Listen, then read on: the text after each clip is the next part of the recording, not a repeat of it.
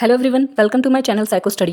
I am Nishu Rawal and in this channel you will get the informative and comprehensive videos of psychology honor courses of IGNOU and I hope that you will like the content. So before jumping to the video, don't forget to subscribe to my channel and hit the bell icon. Everyone welcome back to my channel. तो इस video में बीपीसीसी 105 की unit 9 के second part को start करेंगे, introduction to test construction. First part में हमने पढ़ा था साइकोलॉजिकल टेस्ट और मेजर क्या होते हैं और क्या पर्पस होता है साइकोलॉजिकल टेस्ट का, और हमने पढ़ा था what is validity and the types of validity. And now in this video we will cover what is reliability and what are the measures of reliability and norms and types of norms. और उसके बाद next part में हम लोग cover करेंगे test construction, क्या standardisation of psychological test को हम लोग कवर करेंगे। ठीक है, क्लासिफिकेशन कैसे होती है स्टैंडर्डाइज टेस्टिंग की, ठीक है, वो हम लोग पढ़ेंगे। स्टेप्स कैसे होते हैं कि टेस्ट को बनाया किस तरीके से जाता है, कैसे डेवलप होता है, कैसे कंस्ट्रक्ट होता है, वो हम लोग कवर करेंगे, एक्सप्लोर करेंगे। तो पहले अब हम इस वीडियो में पढ़ेंगे reliability, measuring of reliability, norms and types of norms. So let's get start the video. So हमारा पहला टॉपिक है यहाँ पर reliability. So what is reliability, ये हमने काफ़ी चैप्टर्स में लास्ट ईयर में भी हमने पढ़ा था, फर्स्ट ईयर में, कि रिलायबिलिटी क्या होती है, क्या डेफिनेशन होती है रिलायबिलिटी। कोई भी टेस्ट रिलायबल तब कहा जाएगा जब वो बार बार सेम रिजल्ट्स दे रहा है। ठीक है, एक टेस्ट है जो मैंने आज लिया है, एक इंटेलिजेंस टेस्ट है, आज मैंने अपने स्टूडेंट्स का इंटेलिजेंस टेस्ट लिया, उनका स्कोर आया, ठीक है, मान लो उनका स्कोर आया 100, ठीक है। अब मैं एक महीने बाद फिर से उनका इंटेलिजेंस टेस्ट ले रही हूँ और उनके स्कोर्स 100 के आसपास ही आ रहे हैं, ठीक है, या तो 100 ही आ रहा है, 100 के आसपास ही आ रहा है, 101 आ रहा है, फिर कुछ भी 100 के अराउंड ही आ रहा है। तो इट मीन्स कि मैंने जो टेस्ट यूज़ करा था उनकी इंटेलिजेंस को मेजर करने के लिए वो रिलायबल था, क्योंकि वो एक कंसिस्टेंट रिजल्ट दे रहा है। ठीक है, रिजल्ट्स में क्या है, consistency. Reliability refers to the consistency of the test results over time, उसे हम बोलते हैं रिलायबिलिटी। जबकि वैलिडिटी क्या हमने पढ़ा था, वैलिडिटी का मतलब होता है कि एक टेस्ट जो कह रहा है कि हाँ भाई मैं इंटेलिजेंस को मेजर कर सकता हूँ, वो इंटेलिजेंस को ही मेजर कर रहा है, वो पर्सनैलिटी के रिजल्ट्स नहीं आपको बताएगा। तो वो उसे हम बोलते हैं वैलिडिटी। और रिलायबिलिटी क्या है कि सेम रिजल्ट्स आना, कंसिस्टेंट रिजल्ट्स आना, तब हम उस टेस्ट को रिलायबल कहेंगे। की पॉइंट्स क्या है रिलायबिलिटी के, a reliable test gives the same scores when repeated on the same group after some time.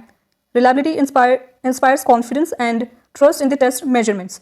देखो की पॉइंट्स क्या है रिलायबिलिटी की, रिलायबिलिटी क्या है कि भाई मैंने एक ग्रुप लिया था, उन ग्रुप का मैंने टेस्ट लिया, ठीक है, जो भी मैंने मेजर यूज़ करा था, जो भी क्वेश्चन या टेस्ट यूज़ करा था, और फिर एक महीने बाद या फिर कुछ टाइम बाद मैंने दोबारा से उनका स्कोर लिया, उनका टेस्ट लिया, और जो स्कोर्स हैं वो सेम आ रहे हैं, उनके स्कोर्स क्या है, सिमिलर सेम स्कोर्स आ रहे हैं आफ्टर सम टाइम, तो मीन्स कि हाँ वो टेस्ट रिलायबल है।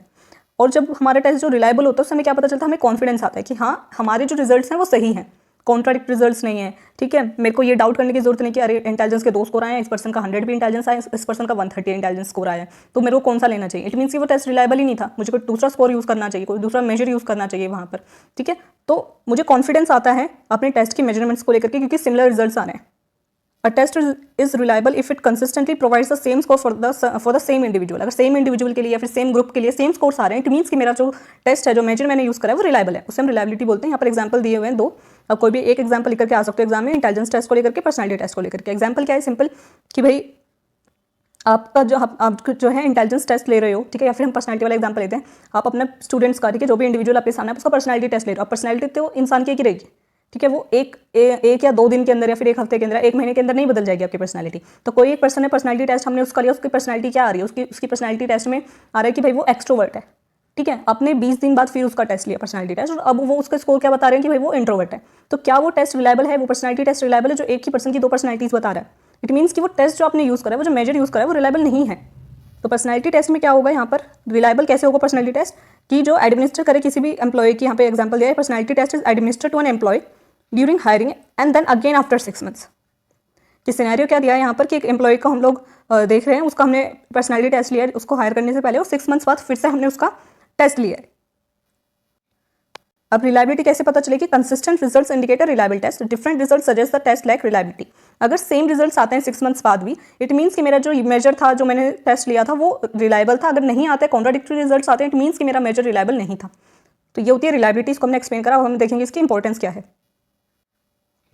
अब क्या इंपॉर्टेंस है रिलायबिलिटी की, फर्स्ट है इसमें कंसिस्टेंसी, क्या आपको कंसिस्टेंट रिजल्ट मिलते हैं, एक ही रिजल्ट आपको बार बार मिलेगा, एक ही सेम ग्रुप पे जब आप करोगे बार बार कुछ टाइम बाद, तो आपको कंसिस्टेंट रिजल्ट्स मिलेंगे। तो हमें कंसिस्टेंसी रहती है एक, तो जब हम रिलायबिलिटी इस वजह से इंपॉर्टेंट है, ठीक है। दूसरा internal consistency, all parts of the test should work together uniformly to maintain reliability.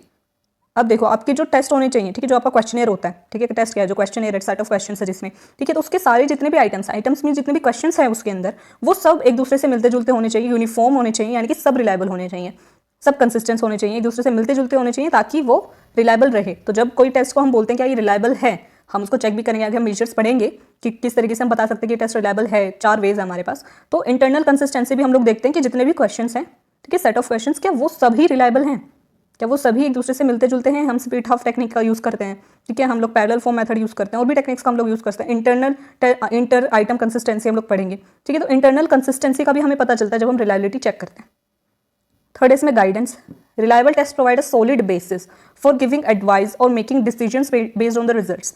अगर आप किसी की पर्सनैलिटी या फिर इंटेलिजेंस देख रहे हो ना, अगर आपके पास कोई पेशेंट आया, फिर कोई क्लाइंट आया, फिर ऐसे ही आप किसी की इंटेलिजेंस टेस्ट देख रहे हो, आपने किसी का इंटेलिजेंस टेस्ट लिया है और इसकी इंटेलिजेंस मान लो आ जाती है 70 बिलो 70, इट मीन्स कि वो इंटेलेक्चुअली डिसेबल्ड है, इस क्राइटेरिया में वो फॉल करता है। तो आप उस रिजल्ट के बेसिस पे जो कि कंसिस्टेंट होगा, रिलायबल होगा, उसी के बेसिस पर आप उसको कोई एडवाइस दे सकते हो, या फिर कोई भी इंटरवेंशन आप यूज़ कर सकते हो, या फिर कुछ भी आप अपना कंक्लूजन ड्रॉ करोगे उस बेसिस पे। तो आपको गाइडेंस के लिए हेल्प करता है, इंपॉर्टेंस है गाइडेंस देने के लिए। अगर आप आज उसका इंटेलिजेंस टेस्ट ले रहे हो, आज उसका 70 बिलो आया, 1 महीने बाद वो 100 प्लस जा रहा है उसका IQ स्कोर, तो क्या वो टेस्ट रिलायबल होगा? आप क्या गाइडेंस दे पाओगे किसी को? आप क्या उसे बता पाओगे? कुछ भी नहीं बता पाओगे। तो आपका रिलायबिलिटी काफ़ी ज़्यादा इंपॉर्टेंट है। एक टेस्ट को रिलायबल होना इंपॉर्टेंट है, ताकि हम एक सॉलिड हमको आंसर मिल सके, एक सॉलिड रिजल्ट मिल सके, जिसके बेसिस पर हम कोई आगे इंटरवेंशन या फिर आगे अपने कंक्लूजन्स ड्रॉ कर सकें।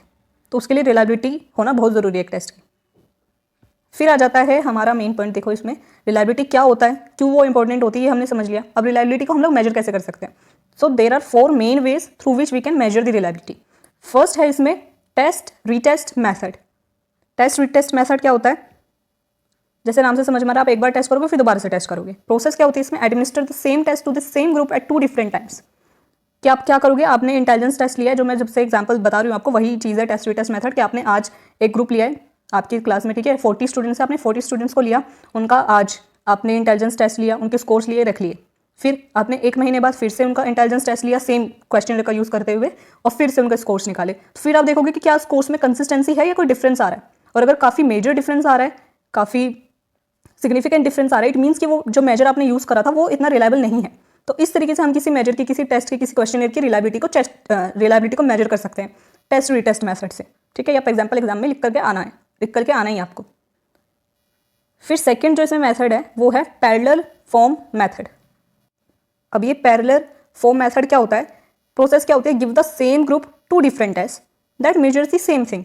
अगर आपके पास इतना टाइम नहीं है कि आप 1 महीने का वेट करोगे, आप क्या करोगे? एक ओरिजिनली एस्टैब्लिश्ड टेस्ट जो पहले से है, जो कि काफ़ी रिलायबल, वैलिड, स्टैंडर्डाइज टेस्ट है, वो आपने इंटेलिजेंस टेस्ट रख लिया, और एक आपने जो अपना नया टेस्ट बनाया है, ठीक है, वो आपने लिया। सेम ग्रुप पे सेम 40 स्टूडेंट्स आपके पास, ठीक है, आपने दोनों अलग अलग टेस्ट, ठीक है, एक जो पहले से स्टैंडर्डाइज्ड है, ऑफिशियल है, रिलायबल है, वैलिड है, उसको आपने पार्टिसिपेंट्स को दिया और उनका IQ स्कोर निकाल लिया, फिर उनका पर्सनैलिटी निकाल ली, ठीक है, स्कोर आपके पास आ गया। फिर आप अपना जो न्यू आपने जो मेजर बनाया है, डेवलप करा है टेस्ट, उसको आप एडमिनिस्टर करोगे, ठीक है, उनके स्कोर्स लोगे, और फिर आप देखोगे कि क्या ये जो 2 मैंने क्वेश्चनर लिए थे अलग अलग, एक मेरा क्वेश्चनर जो मैंने नया डेवलप करा और एक जो एग्जिस्टिंग था, क्या दोनों के स्कोर सिमिलर आ रहे हैं? अगर आपके स्कोर सिमिलर आ जाते हैं, इट मीन्स कि आपका भी जो स्केल है वो भी रिलायबल है। इससे हम बोलते हैं पैरेलल फॉर्म मेथड। क्या आप पैरेलल फॉर्म मेथड क्या आप कंपेयर करोगे इसमें अपने ओरिजिनल, आपका जो खुद का टेस्ट और जो एग्जिस्टिंग टेस्ट है उससे कंपेयर करोगे, और अगर सिमिलर स्कोर्स आ जाते हैं, इट मीन्स कि आपका भी जो टेस्ट है वो रिलायबल है। थर्ड इसमें मेथड है हमारे पास स्प्लिट हाफ मेथड। नाम से समझ में आ रहा है कि हम जो हमारे क्वेश्चंस होंगे, जो हमारा क्वेश्चनर हमने नया नया बनाया, अब मुझे इसके क्वेश्चंस को देखना कि क्या सेम स्कोर्स आते हैं, इनके क्वेश्चंस का क्या, जो मेरे क्वेश्चंस हैं क्वेश्चनर के अंदर टोटल 100 क्वेश्चंस हैं, ठीक है। लेट्स सपोज कि क्वेश्चन है जिसके अंदर 100 क्वेश्चंस हैं, जो इंटेलिजेंस को मेजर करता है, फिर पर्सनैलिटी को मेजर करता है। अब मैं क्या करूँगी कि मुझे देखना है कि क्या मेरे सारे ही क्वेश्चन जो है रिलायबल हैं। मैं उसको 2 पार्ट्स में डिवाइड कर दूँगी, सेट A और सेट B। अब मेरे पास 2 तरीके हैं उसको हाफ ऑफ डिवाइड करने के। पहला मैं क्या कर सकती हूँ कि 100 क्वेश्चंस हैं, फर्स्ट 50 क्वेश्चंस को मैंने सेट A में डाल दिया, और लास्ट 51 से 100 तक के क्वेश्चंस को मैंने सेट B में डाल दिया। ये एक तरीके से मैंने आधा कर लिया अपने क्वेश्चंस को, ठीक है, स्प्लिट हाफ कर दिया। फिर मैं फर्स्ट टू 50 क्वेश्चंस का जो स्कोर होगा उसको अलग निकालूंगी। सेम ही क्वेश्चनर है, एक ही क्वेश्चनर है, लेकिन उसको मैंने 2 पार्ट्स में डिवाइड कर दिया। फर्स्ट 50 क्वेश्चंस का स्कोर मैं अलग निकालूंगी, और लास्ट 51 से 100 क्वेश्चंस का जो स्कोर होगा वो अलग निकालूंगी। फिर उनको कंपेयर करूंगी कि दोनों जो सारे क्वेश्चंस किसको मेजर करेंगे, एक ही चीज़ को मेजर करेंगे, तो दोनों का स्कोर सिमिलर आना चाहिए। दोनों सेट्स का स्कोर, सेट A और सेट B, दोनों का स्कोर क्या आना चाहिए? सेम आना चाहिए। और अगर सेम स्कोर आते हैं, इट मीन्स कि मेरे जो टेस्ट है उसके क्वेश्चन क्या है वो रिलायबल है, कंसिस्टेंट स्कोर आ रहा है मेरा। या फिर मैं दूसरा तरीका क्या स्प्लिट हाफ में ही यूज़ कर सकती हूँ, जैसे इसमें एग्जाम्पल दिया है इवन एंड ऑड क्वेश्चंस, कि मान लो कुछ ऐसे क्वेश्चनर्स होते हैं, कुछ ऐसे आइटम्स होते हैं, ठीक है, वेरिएबल्स होते हैं जिनमें क्वेश्चंस में क्या होता है, इंक्रीजिंग ऑर्डर में डिफिकल्टी लेवल होता है, ठीक है। डिफिकल्टी लेवल क्या होता है, इंक्रीजिंग ऑर्डर में होता है कि पहले के मान लो जो 40 क्वेश्चन थे वो ईजी थे, 40 के बाद से डिफिकल्टी लेवल इंक्रीज हुआ है, तो वहाँ पे मैं फर्स्ट 50 एक सेट कर दिया, लास्ट 50 एक सेट कर दिया, वो नहीं चलेगा क्योंकि लास्ट के क्वेश्चन तो ज़्यादा डिफिकल्ट हैं, तो वो गलत तरीका हो जाएगा। यहाँ पे मैं उस सिचुएशन में क्या करूँगी कि मैं इवन ऑड में उसे डिवाइड कर दूंगी। 100 क्वेश्चन हैं, जितने भी इवन नंबर वाले क्वेश्चन होंगे उनका मैंने सेट ए बना दिया, जितने भी ओड नंबर वाले क्वेश्चन होंगे उनका सेट बी कर दिया। तो अब दोनों ही सेट्स में मेरे डिफिकल्ट और इजी दोनों तरीके के क्वेश्चन हो गए, ठीक है। फिर मैं फर्स्ट जो भी मेरे इवन नंबर वाले क्वेश्चन थे उनका जो पार्टिसिपेंट्स का स्कोर आया है, ठीक है, मान लो वो आ गया मेरा 50, ठीक है। और जो सेट बी यानी कि जिसमें ओड क्वेश्चन थे, ठीक है, ओड नंबर वाले क्वेश्चन थे 1, 3, 5, 7, ये वाले जितने भी क्वेश्चन थे उनका मैंने स्कोर निकाला और वो भी आ गया 50। इट मीन्स कि मेरा जो टेस्ट है वो रिलायबल है।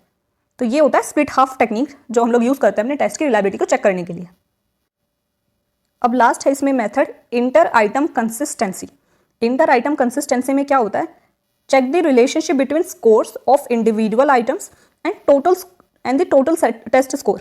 ये मेथड का हम लोग तब यूज़ करते हैं जब हमें ये देखना हो कि जो मेरा ओवरऑल टेस्ट का स्कोर आया है, ठीक है, और जो मेरा एक एक क्वेश्चन है, जो 100 क्वेश्चन में से एक एक क्वेश्चन, एक एक इंडिविजुअल आइटम, इंडिविजुअल क्वेश्चन, क्या दोनों में कोई सिमिलैरिटी है, दोनों को हम लोग कंपेयर करेंगे, दोनों को चेक करेंगे कि ये दोनों का रिलेशनशिप कैसे, क्या ये कोरिलेट कर रहे हैं या फिर नहीं कर रहे हैं। लेट सपोज एग्जांपल यहाँ पे analysis how each question of a personality test correlates with the overall score. For example कि भाई एक पर्सनैलिटी टेस्ट मैंने लिया है किसी पार्टिसिपेंट का और उसकी पर्सनैलिटी टेस्ट का स्कोर मुझे क्या बता रहा है कि भाई ये बंदा क्या, ये जो पर्सन है ये क्या है, ये एक्सट्रोवर्ट है, क्या है, एक्सट्रोवर्ट है, ठीक है। अब मैं देखूंगी जितने भी ऐसे क्वेश्चंस होंगे जो कि एक्सट्रोवर्ट से रिलेटेड होंगे, कि जैसे क्वेश्चन है एक कि जो पूछ रहा है, क्वेश्चन नंबर 5 है जो कि जिसमें लिखा हुआ है कि मुझे बाहर घूमना या फिर लोगों से बातें करना, नए नए लोगों से मिलना मुझे पसंद है। तो ये ट्रेट किसका है, ये उस पर्सन का ट्रेट है जो कि एक्सट्रोवर्ट है, लेकिन वहाँ पे पार्टिसिपेंट ने क्या करा, उस पर क्रॉस लगा रखा है, उस पर नो पे टिक करा है। तो वहाँ पे क्या होगा कि वो कॉन्ट्राडिक्ट कर रहा है। मेरा रिजल्ट मुझे क्या शो कर रहा है कि भाई जो भी ये इंडिविजुअल है ये एक्सट्रोवर्ट पर्सनालिटी का है, लेकिन उस पर्सन ने उस क्वेश्चन पे क्या टिक करा है कि नहीं, मैं तो, मेरे को कोई पसंद नहीं है लोगों से घुलना मिलना, ठीक है, मुझे नए लोगों से मिलना पसंद नहीं है, बातें करना लोगों से पसंद नहीं है। तो ये कॉन्ट्राडिक्ट हो रहा है, इंटर आइटम कंसिस्टेंसी नहीं है। तो यहाँ पे भी मेरा टेस्ट इतना रिलायबल नहीं माना जाएगा। ये चीज़ हम लोग मेजर कर सकते हैं, देख सकते हैं किसके थ्रू, स्टैटिस्टिकल मेथड्स हैं हमारे पास जिसके थ्रू हम ये चीज़ चेक कर सकते हैं, जैसे क्यूडर एंड रिचार्डसन। इनका जो स्टैटिस्टिकल मेथड है इसको हम यूज़ कर सकते हैं इंटर आइटम कंसिस्टेंसी को फाइंड आउट करने के लिए। तो ये टोटल 4 टाइप्स के हमने मेजर्स पढ़े हैं जिसके थ्रू हम लोग रिलायबिलिटी को मेजर कर सकते हैं किसी भी टेस्ट की, कि कोई टेस्ट कितना रिलायबल है। फर्स्ट हमने क्या पढ़ा, फर्स्ट हमने देखा टेस्ट रीटेस्ट मेथड, ठीक है। सेकंड था हमारा parallel form method. Parallel form में क्या होगा कि एक पास्ट का जो टेस्ट होगा, प्रीवियस टेस्ट जो कि वेल एस्टेब्लिश्ड है, स्टैंडर्डाइज्ड है, उससे हम अपने नए टेस्ट को कंपेयर करेंगे, वो पैरेलल फॉर्म मेथड हो गया। फिर स्प्लिट हाफ मेथड में हमारा जो खुद का टेस्ट है जो हमने नया डेवलप करा है उसको ही हम 2 पार्ट्स में डिवाइड कर देंगे, 2 ग्रुप उसके बना देंगे, फिर उन 2 ग्रुप के आपस में स्कोर्स को हम लोग मैच करेंगे, वो हो गया स्प्लिट हाफ मेथड। लास्ट हमने इंटर आइटम कंसिस्टेंसी देखी कि जो मेरा ओवरऑल स्कोर मुझे बता रहा है क्या वो ईच आइटम से मैच करता है, वो वहाँ पर हम इंटर आइटम कंसिस्टेंसी का यूज़ करेंगे। ये थे मेजर्स ऑफ रिलायबिलिटी। तो रिलायबिलिटी क्या होती है, क्या इसकी इंपॉर्टेंस होती है, किस तरीके से हम इसे मेजर कर सकते हैं, वो हमने अब तक पढ़ लिया। अब हम चलेंगे अपने नेक्स्ट टॉपिक पर, नॉर्म्स। अब नेक्स्ट टॉपिक है हमारा नॉर्म्स। नॉर्म्स क्या होता है, क्या डेफिनेशन है नॉर्म्स की। Norms represent the typical performance level for a specific group of individuals. Purpose क्या होता है, raw scores for psychological test are meaningless without norms to interpret them. Norms का क्या मतलब होता है कि हमने एक रिप्रेजेंटेशन बना ली होती है। जैसे मान लो अगर मैं आपसे पूछूं कि एक हेल्दी बॉडी या फिर एक हेल्दी लीवर कैसा होता है, ठीक है, तो आप कैसे बताओगे कि पहले से आपको एक स्टैंडर्डाइज लीवर चाहिए कि भाई इस एक लीवर क्या होता है, कैसे होता है, तो किस तरीके से उसकी फंक्शन होते हैं। हमने ये सारे वेल एस्टेब्लिश्ड कुछ ना कुछ पॉइंट्स हमने बना करके रखे होते हैं कि जो भी इनको फुलफिल करेगा, हाँ कि उसका लीवर ठीक है, उसका अच्छा लीवर है। वैसे ही हम लोग साइकोलॉजिकल टेस्ट में भी कुछ मेजर्स जब हम अपना टेस्ट बनाते हैं तो उसमें कुछ नॉर्म्स हम लोग पहले से बना के रखते हैं किसी एक पर्टिकुलर जेंडर के लिए, या फिर बहुत सारे हमारे नॉर्म्स होते हैं कि जो इनको फुलफिल करेगा इट मीन्स कि हाँ वो टेस्ट क्या है, ताकि हम कंपेयर कर सकें। जब भी हम कोई टेस्ट बनाते हैं, कोई टेस्ट डेवलप करते हैं, तो हम लोग सबसे पहले एक अपना सैंपल लेते हैं जिसके ऊपर हम लोग उसका एडमिनिस्टर करते हैं, फिर हम उसके बेसिस पर नॉर्म्स डेवलप करते हैं। जैसे एक लाई स्कोर होता है, ठीक है, लाई स्केल है, लाई स्केल मीन्स LIE लाई स्केल, कि हमें पता चल सके कि भाई यहाँ पर ये जो पर्सन है, जो भी इंडिविजुअल है, वो झूठ तो नहीं बोल रहा, या फिर वो सोशली डिजायरेबल आंसर्स तो नहीं दे रहा। तो वहाँ पर क्या पाया गया कि भाई मेल्स के लिए क्या नॉर्म्स होंगे, क्या क्राइटेरिया सेट होगा कि भाई 7 या फिर उससे नीचे का उनका अगर स्कोर आता है, ठीक है, इट मीन्स कि उन्होंने 7 से ऊपर अगर उनका स्कोर आता है इट मीन्स कि उन्होंने सोशली डिजायरेबल आंसर दिए और ये टेस्ट उनका माना नहीं जाएगा, ठीक है, हमें किसी और पार्टिसिपेंट पे करना पड़ेगा क्योंकि वो सोशली डिजायरेबल आंसर दे रहे हैं, उनका टेस्ट रिलायबल, मतलब वो सही स्कोर नहीं दे रहे, छुपाने की कोशिश कर रहे हैं। जबकि फीमेल्स के लिए क्या क्राइटेरिया, अगर उनका 8 से ऊपर स्कोर आएगा, ठीक है, अगर उनका 8 भी आ जाता है इट मीन्स कि फीमेल्स फिर भी सही आंसर दे रही हैं, लेकिन अगर 8 से ऊपर आता है इट मीन्स कि हाँ अब वो झूठ है, जबकि मेल्स के लिए क्या है 7। तो ये चीज़ कहती है क्राइटेरिया जो सेट करे इसको हम नॉर्म्स बोलते हैं, कि पहले से हमें टिपिकल परफॉर्मेंस लेवल सेट करके रखना होता है कि अगर आपके स्कोर्स है उसमें क्या स्कोर सही है या इसका क्या स्कोर्स गलत है। हमने जो ये बना रखा है कि अच्छा 100 जिसका IQ स्कोर आ गया मीन्स कि वो एवरेज पर है, ठीक है। जिसका स्कोर 70 से नीचे आ गया इट मीन्स कि वो इंटेलेक्चुअली डिसेबल्ड है। 130 से ऊपर आ गया तो वो सुपीरियर है। तो ये नंबर हमने कैसे सेट करें, ठीक है, क्राइटेरिया कैसे सेट करें, इसको हम नॉर्म्स बोलते हैं। जो हमने जब अपना टेस्ट डेवलप करा था वहाँ पर हमने जिन पार्टिसिपेंट्स के ऊपर इस टेस्ट को एडमिनिस्टर करा था उनके बेसिस पर हमने एक टिपिकल क्राइटेरिया सेट कर दिया जिसको हम नॉर्म्स बोलते हैं, कि जिसके 130 से ऊपर स्कोर आएगा, हाँ हम उसे ये 130 क्या है, ये 130 हमारे नॉर्म्स हैं, ठीक है। परफॉर्मेंस लेवल, एक टिपिकल परफॉर्मेंस लेवल जिससे हम मैच कर सके। जैसे स्कूल्स में होता था कि टीचर क्या करती थी, जब एग्जाम लिया है तो एग्जाम में जो क्लास का सबसे इंटेलिजेंट बच्चा होता था ना उसका टेस्ट सबसे पहले चेक करती थी, ठीक है, क्योंकि और अगर उसके सारे स्कोर्स अच्छे आते थे, सही होते थे, फिर उससे कंपेयर करती जाती थी कि अच्छा इसने क्या आंसर लिखा है, दूसरे स्टूडेंट्स ने क्या आंसर लिखा है, वो कंपेयर करते हैं। तो वो जो पहला टेस्ट जो उन्होंने चेक करा है वो क्या है, वो नॉर्म्स है, ठीक है, उसने नॉर्म सेट कर दिया। एक टिपिकल परफॉर्मेंस लेवल, जैसे जिसने भी बी ऑप्शन पे टिक करा है वो ठीक है, जिसने सी ऑप्शन पे टिक करा है वो ठीक है, ठीक है, उसे हम बोलते हैं नॉर्म्स। अब इंपॉर्टेंस क्या होती है, पर्पस क्या होता है, raw scores from psychological test are meaningless without norms to interpret them. अगर मैं आपको एक क्वेश्चनर दे दूं कि भाई ये फिल करो, ठीक है, आपको पार्टिसिपेंट से ये फिल करवाना है, आपने पूरा टेस्ट फिल करवा लिया, ठीक है, आपके पास 50 बच्चों के स्कोर्स आ गए, अब आप उनका क्या करोगे। अगर मैं आपको 50 स्टूडेंट्स का मैं बोलूँ कि उनकी आपको पर्सनैलिटी निकालनी है, आपने सबसे क्वेश्चनर फिल करवा दिया, ठीक है, फिल करके सबका स्कोर्स आपके पास आंसर शीट है, अब आप क्या करोगे, आपको यही नहीं पता कि क्या आंसर सही है या फिर किस आंसर को हम लोग किस आंसर को हम लोग एक्सट्रोवर्ट में डालेंगे, किसको इंट्रोवर्ट में डालेंगे, या फिर अगर किसके 50 से ऊपर स्कोर आते तो क्या होता है। जब मैं आपको ये सारे नॉर्म्स ही नहीं बताऊंगी तो आप कैसे बता सकते हो कि किसकी पर्सनैलिटी क्या है या फिर किसका इंटेलिजेंस स्कोर क्या बताता है ना, उसकी इंटरप्रिटेशन ही नहीं आप कर पाओगे। तो कोई भी रो स्कोर मीनिंगलेस है। साइकोलॉजी टेस्ट में क्या है, जो रो स्कोर्स होंगे, जो भी आपके पास वो 50 स्टूडेंट्स के स्कोर्स आए वो आपके रो स्कोर्स हैं, वो मीनिंगलेस है अगर आप उनके लिए उनको इंटरप्रेट ही नहीं कर पाओगे। और इंटरप्रेट करने के लिए आपके पास नॉर्म्स होने चाहिए। एक पहले से हाईलाइटेड एक टेस्ट ऐसा जिसमें सारे आंसर सही वाले लिखे हुए हैं और गलत वाले लिखे हुए हैं। वैसे साइकोलॉजी में सही गलत नहीं होता, बट आपके पास एक स्टैंडर्डाइज्ड तरीका होता है कि अच्छा इस टॉपिक पर या फिर इस क्वेश्चनर पर टिक कराए किसी ने, ठीक है, 5 पर टिक कराया या फिर 6 पर टिक कराए, तो इसका क्या मतलब है। वो इंटरप्रिटेशन के लिए आपके पास एक नॉर्म्स की लिस्ट होनी चाहिए, ठीक है, एक स्टैंडर्डाइज लिस्ट होनी चाहिए, उसे हम नॉर्म्स कहते हैं। आई होप कि आपको समझ में आया हुई है। अब नॉर्म्स की इंपॉर्टेंस क्या होती है, इंटरप्रिटेशन के लिए हमारे पास नॉर्म्स जो है ज़रूरी होते हैं कि आपको पास स्कोर्स तो हैं, सारे स्टूडेंट्स के स्कोर है, लेकिन आपको ये नहीं पता इनका करना क्या है। मैं कैसे बताऊं कि ये इंटेलिजेंस इसका जो स्कोर आया, मान लो मैंने पार्टिसिपेंट्स के स्कोर टोटल कर लिए, ठीक है, उसका 150 है, लेकिन अब इस 150 का मैं क्या करूँ, इस 150 को मैं क्या बताऊँ पार्टिसिपेंट्स को। आप उसको ये थोड़ी ना बोलोगे कि देखो तुम्हारा इंटेलिजेंस स्कोर 150 है, वो पूछेगा भी 150 का क्या मतलब है, तो आप उसे क्या बताओगे। आप उसे तभी बता सकते हो जब आपके पास ये नॉर्म्स हो, उसके बेसिस पर आप उसको इंटरप्रेट करोगे, फिर उसको बताओगे कि अच्छा 130 अगर आपका इंटेलिजेंस स्कोर 130 आता है इट मीन्स कि आप नॉर्मल जो आपकी इंटेलिजेंस है वो सुपीरियर है, अगर आपका 130 से ऊपर आता है तो ये आप उसको बताओगे। लेकिन ये आप तभी बता सकते हो जब आपके पास नॉर्म्स हो। तो इंटरप्रिटेशन के लिए नॉर्म्स काफ़ी इंपॉर्टेंस रखते हैं।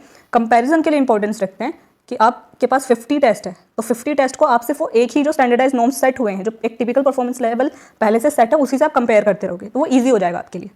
तो कंपैरिजन के लिए और इंटरप्रिटेशन के लिए नॉर्म्स की ज़रूरत होती है। अब हम पढ़ेंगे टाइप्स ऑफ नॉर्म्स। अब टाइप्स ऑफ नॉर्म्स क्या होता है, हमारे पास 2 टाइप्स के नॉर्म्स हैं, ठीक है, सिर्फ 2 टाइप्स के।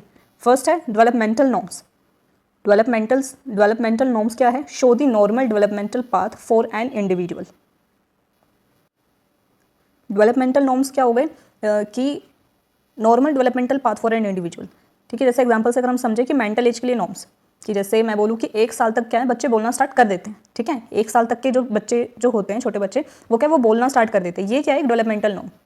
अब मैं क्या देखूंगी, जो भी बच्चे जो 2 साल के हो गए या 3 साल के वो अब तक भी नहीं बोल पा रहे, इट मीन्स कि कुछ ना कुछ वहाँ पर प्रॉब्लम है। मुझे कैसे पता चलेगा, क्योंकि मैंने ये नॉर्म सेट कर रखा है कि 1 साल तक तो बच्चे बोलना स्टार्ट कर देंगे, तो वो क्या हो गया मेंटल एज नॉर्म्स। इसे हम बोलते हैं कि जो सबके लिए कॉमन है, ठीक है, normal developmental path for an individual. किसी भी इंडिविजुअल के लिए जो नॉर्मल डेवलपमेंटल पाथ है कि हाँ इतना ये एक एज है, अगर इस तक के आप अगर आप 4 से 5 साल की एज के हो, ठीक है, या फिर 2 साल तक की एज के हो, तो 2 साल तक के बच्चे क्या है चलना स्टार्ट करते हैं, चलना भी स्टार्ट कर देते हैं, बोलना भी स्टार्ट कर देते हैं, तो वो 2 साल तक के बच्चे कर लेते हैं। अगर कोई ऐसा बच्चा है जो नहीं कर पा रहा है, इट मीन्स कि वो इस नॉर्म को फुलफिल नहीं कर रहा है, इट मीन्स कि वहाँ कोई ना कोई प्रॉब्लम है, ठीक है। ये मुझे कैसे पता चलेगा, जो मैंने डेवलपमेंटल नॉर्म सेट कर रखा है उसकी वजह से। अब ऐसे ही मेंटल एज के लिए नॉर्म्स है, वैसे ही ग्रेड इक्विवेलेंट नॉर्म्स है। Average performance for a specific grade, कि जो 2 से 3 साल तक के बच्चे होते हैं, ठीक है, फिर 5 साल तक के बच्चे होते हैं, उन्हें ABCD लिखना या बोलना आ जाता है, ठीक है, 5 साल तक के बच्चे ABCD बोलना उन्हें आ जाता है, तो ये average performance for a specific grade. वहाँ मैं क्या करूँगी कि मैंने जो भी डेवलपमेंटल नॉर्म्स थे, ठीक है, डेवलपमेंट के अकॉर्डिंग, ब्रेन के अकॉर्डिंग, जो न्यूरोलॉजी है हमारी, ठीक है, उसके अकॉर्डिंग, जो हमारी ग्रोथ है, डेवलपमेंटल साइकोलॉजी, ठीक है, उसके अकॉर्डिंग मैंने नॉर्म सेट करें। और स्पेसिफिक है, जनरल है, मतलब जनरल है सबके लिए, उस ग्रेड के लिए, ठीक है। 5 साल तक के बच्चे, फिर फर्स्ट क्लास के बच्चे जो है इतने न्यूमेरिकल्स वगैरह सॉल्व कर लेते हैं, तो उसे बोलते हैं ग्रेड इक्विवेलेंट नॉर्म्स, कि उस ग्रेड के अकॉर्डिंग, कि 10th क्लास तक के बच्चे को इतना सब कुछ आता है, तो वो मैंने ग्रेड के अकॉर्डिंग नॉर्म सेट करें। एवरेज परफॉर्मेंस सेट करी है। Ordinal scale norms, rank coder performance. इसको भी आप कैसे समझ सकते हो कि मान लो मैं किसी स्कूल में हूँ, ठीक है, मैं वहाँ की प्रिंसिपल हूँ, मैंने बोला है जिसका भी 80% स्कोर होगा उसको मैं फर्स्ट ग्रेड में डाल दूंगी, ठीक है, उन सबको फर्स्ट प्राइज मिलेगा जिनका भी 80% से ऊपर स्कोर आएगा टेस्ट में। तो वहाँ पे क्या बना, मैंने एक स्पेसिफिक नॉर्म डाल दिया है 80%, ठीक है, वो नंबर।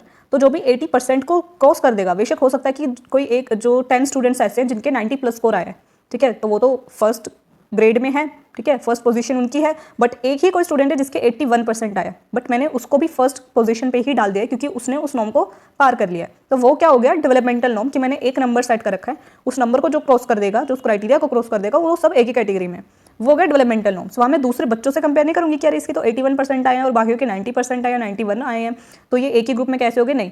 डेवलपमेंटल नॉर्म्स में क्या होगा, एक क्राइटेरिया सेट है जो उसे क्रॉस कर देगा, सब सेम कैटेगरी में। वहीं पे विद इन ग्रुप नॉर्म्स, ये सेकंड टाइप है। नॉर्म्स में दो टाइप्स के नॉर्म है, डेवलपमेंटल नॉर्म्स, दूसरा with in group norm. With in group norms में क्या होगा कि मैंने कोई एक स्पेसिफिक क्राइटेरिया सेट नहीं करा है, ठीक है। जैसे आपके जो कॉलेज के एडमिशन्स होते हैं, ठीक है, CUET का एग्जाम है, तो वहाँ पर क्या होता है कि आपके दूसरे बच्चों के कंपैरिजन में कितने स्कोर आए हैं वो देखा जाता है। कि मान लो मैंने कोई एक नंबर सेट नहीं करा, जिसके सबसे ज़्यादा मार्क्स आएंगे उसको एडमिशन मिलेगा, ठीक है। हो सकता है कि सब स्टूडेंट्स के कितने स्कोर्स आए हैं, 90% या फिर 95%, तो जिनके भी इतने स्कोर आएंगे जो इनके आसपास आएगा उनको एडमिशन मिल जाएगा। तो वो दूसरे ग्रुप से हम लोग मैच करेंगे, जैसे CUET का एग्जाम हो जाता है या फिर दूसरे जो गवर्नमेंट एग्जाम हो जाते हैं जिसमें कोई एक स्पेसिफिक क्राइटेरिया सेट नहीं है, आपको दूसरों के बच्चों से कंपेयर करा जाएगा कि कौन कितना आगे है, जहाँ पे एक ही क्राइटेरिया सेट नहीं करा जाता। जैसे यहाँ पे एग्जांपल है, परसेंटाइल हम लोग निकालते हैं, ठीक है, परसेंटेज निकालते हैं, स्टैंडर्ड स्कोर निकालते हैं कि दूसरे स्कोर्स में कितना डिफरेंस है, दूसरे बच्चों में कितना डिफरेंस है। एज नॉर्म्स भी होते हैं विद इन ग्रुप नॉर्म्स में, कि एक बच्चा दूसरे उसी के एज ग्रुप के बच्चों से कितना आगे है या फिर कितना पीछे है, कितना उनके बराबर है, ठीक है। वहाँ पे एक स्पेसिफिक नंबर नहीं है कि भाई जिसके 50+ स्कोर आ गया वो सब एडमिशन ले सकते हैं या फिर वो सब जो है ठीक है। यहाँ पे मैं दूसरे बच्चों से कंपेयर करूँगी कि इस ग्रुप में तुम कैसे हो। एक बच्चा है जो बिल्कुल शहर में पला बढ़ा है, ठीक है, उसको मैं ले जाकर के गांव के बच्चों से जिन्होंने कभी जो स्कूल नहीं गए, ठीक है, उन बच्चों से उसे कंपेयर करूं, तो वहाँ पे वो बच्चा क्या होगा, जो शहर का बच्चा है वो ज़्यादा इंटेलिजेंट माना जाएगा, उसका इंटेलिजेंस स्कोर ज़्यादा आ सकता है क्योंकि उसके पास उतनी नॉलेज है। लेकिन किसके कंपैरिजन में, उस गाँव के ग्रुप के कंपैरिजन, उस गाँव के बच्चों के कंपैरिजन में। और उसी बच्चे को जो कि दिल्ली या मुंबई या फिर ऐसे किसी जगह पर पढ़ा हुआ है, उसको उठा करके मैं अमेरिका के किसी स्कूल में उसी के एज ग्रुप के बच्चों के साथ कंपेयर करने लग जाऊँ, तो वहाँ पर उसका हो सकता है कि इंटेलिजेंस स्कोर कम आए। ये सिर्फ एक एग्जाम्पल से मैं समझा रही हूँ। तो वो होता है विद इन ग्रुप नॉर्म, कि आप जिस ग्रुप में हो उससे आपको कंपेयर करा जा रहा है कि आप उस ग्रुप में किधर स्टैंड करते हो, वो विद इन ग्रुप नॉर्म्स है। जबकि डेवलपमेंटल नॉर्म्स क्या होंगे, जो एक स्पेसिफिक क्राइटेरिया सबके लिए जनरल बनाया जाएगा। ये होता है डेवलपमेंटल नॉर्म्स और विद इन ग्रुप नॉर्म्स। अगर हम इसकी समरी देखें तो क्या है, नॉर्म्स क्या है, एसेंशियल फॉर इंटरप्रेटिंग और कंपेयरिंग टेस्ट स्कोर।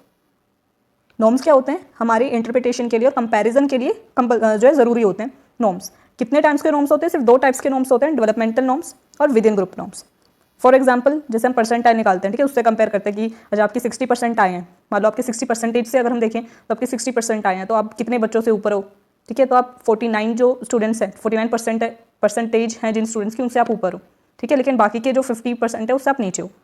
तो ये हम कंपेयर कर सकते हैं। स्टैंडर्ड स्कोर्स हम लोग देखते हैं, एज नॉर्म्स होते हैं, ग्रेड नॉर्म्स होते हैं, हम कंपैरिजन देखते हैं, परफॉर्मेंस देखते हैं, उसे हम बोलते हैं। ये सब एग्जाम्पल्स हैं हमारे नॉर्म्स के। तो ये थे ओवरऑल नॉर्म्स। हमने क्या पढ़ा, नॉर्म्स क्या होती हैं, ठीक है, क्या होते हैं नॉर्म्स, क्या इनके इंपॉर्टेंस होते हैं, कितने टाइप्स के नॉर्म्स होते हैं। तो आज की वीडियो में इतना ही। आई होप कि वीडियो आपको अच्छी लगी, आपको सारी चीज़ें समझ में आई हो। तो अब तक हमने साइकोलॉजिकल टेस्ट और मेजर्स क्या होते हैं, क्या इनका पर्पस होता है, वैलिडिटी क्या होती है, टाइप्स ऑफ वैलिडिटी क्या है। आज की वीडियो में हमने पढ़ा कि रिलायबिलिटी क्या होती है, किस तरीके से मेजर करते हैं हम लोग पास रिलायबिलिटी को मेजर करने के लिए। नॉर्म्स क्या होते हैं और कितने टाइप्स के नॉर्म्स होते हैं। तो टोटल 2 टाइप्स के नॉर्म्स होते हैं हमारे पास। तो इतना पोर्शन हमारा एक्सप्लोर हो चुका है, हमने कवर कर लिया है। आई होप कि वीडियो आपको अच्छी लगी हो। वीडियो में अब तक बने हुए तो प्लीज़ वीडियो को लाइक कर देना, चैनल को सब्सक्राइब कर देना, अपने फ्रेंड्स के साथ शेयर करना ताकि उनकी भी हेल्प हो सके। और मिलते हैं नेक्स्ट वीडियो में।